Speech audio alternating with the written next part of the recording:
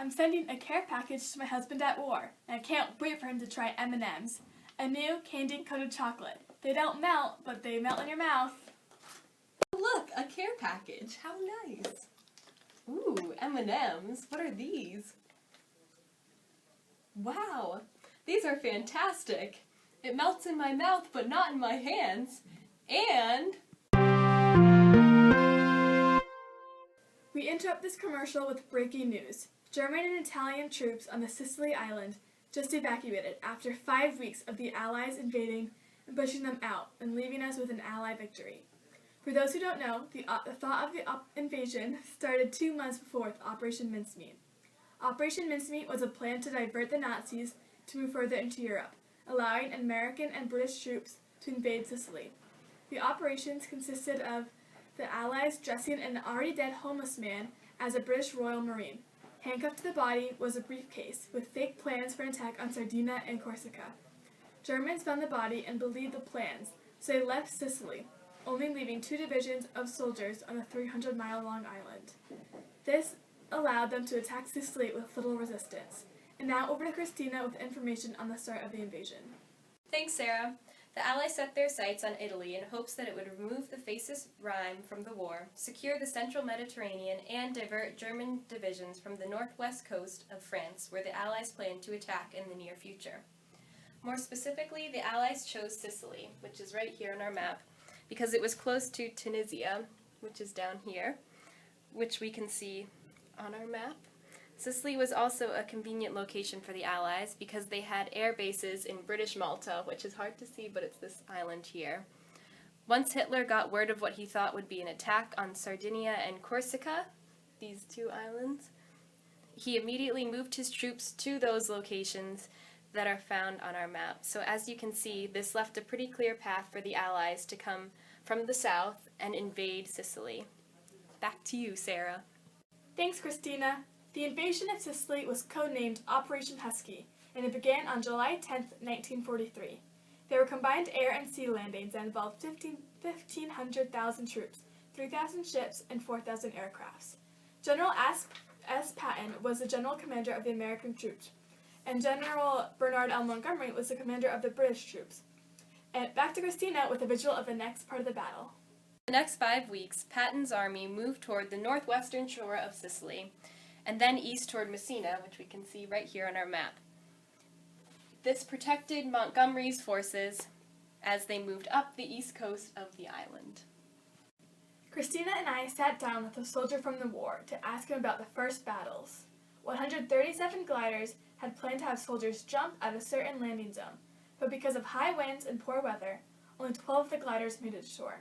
Soldiers had to jump miles from the landing zone and find their way across their border. Here is Russ Brown's account of what happened. Jump I ever was in, we never had a jump like that where we're that scattered.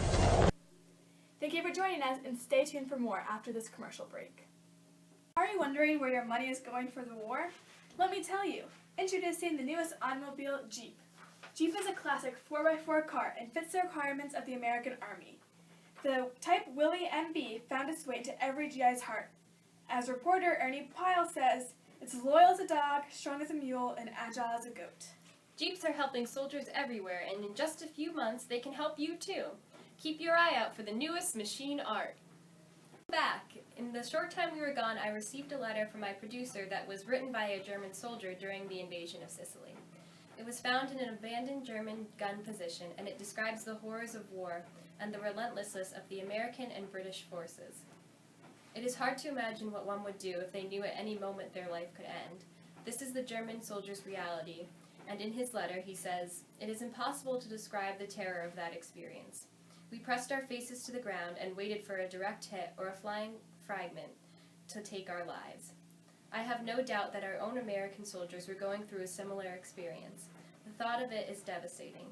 I am pleased to say that the American soldiers did put up an incredible fight. The German soldier writes about a new attack from the American troops almost every day, and these attacks costed many German lives. We have a quote from the letter that reads, 2 days after the British and the Americans had landed, they had gained so much ground and had succeeded in bringing so many troops that it was impossible to anticipate a battle with equal forces. We took up a new position, which the Americans promptly covered with artillery fire, costing us our first victims. Thank you to those Americans who fought in this battle. We are so honored to live in your country. Italian Prime Minister Benito Mussolini was deposed and arrested. A new provisional government was set up under Marshal Pietro Badoglio. He opposed Italy's alliance with the Nazis and stated communicating with the Allies about an alliance shortly after he came into power.